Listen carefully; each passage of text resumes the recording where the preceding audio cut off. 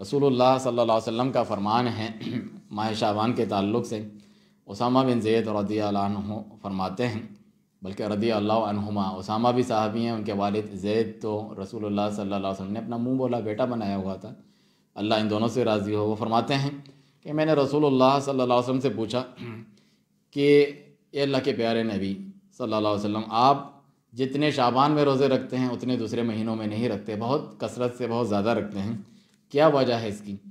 तो आप फरमाते हैं कि इदा का शाहरुन या खुलहु अनहुन्नास, कि ये ऐसा महीना है जिससे बहुत सारे लोग गाफिल हैं, उन्हें पता नहीं है इसकी अहमियत का, और जिसमें अमाल जो हैं इंसान के रब्बुल आलमीन के हुजूर पेश होते हैं, लोगों के अमाल जो हैं अल्लाह सुब्हानहू तआला की तरफ जो है पेश किए जाते हैं।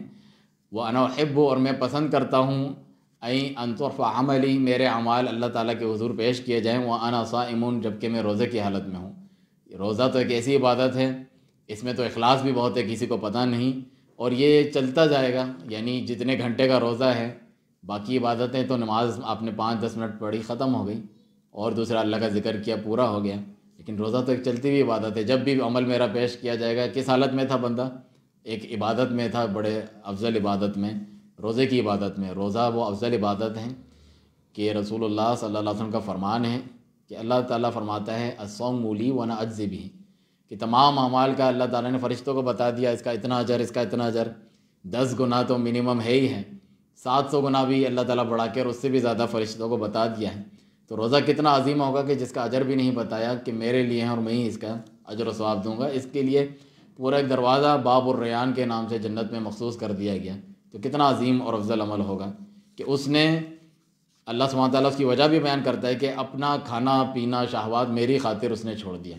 अल्लाह सुब्हानहू तआला की खातिर अपनी ख्वाहिश की चीज़ें जो अल्लाह ताला ने उसके लिए वैसे जायज़ ठहराई थी, उसने वो भी छोड़ दी।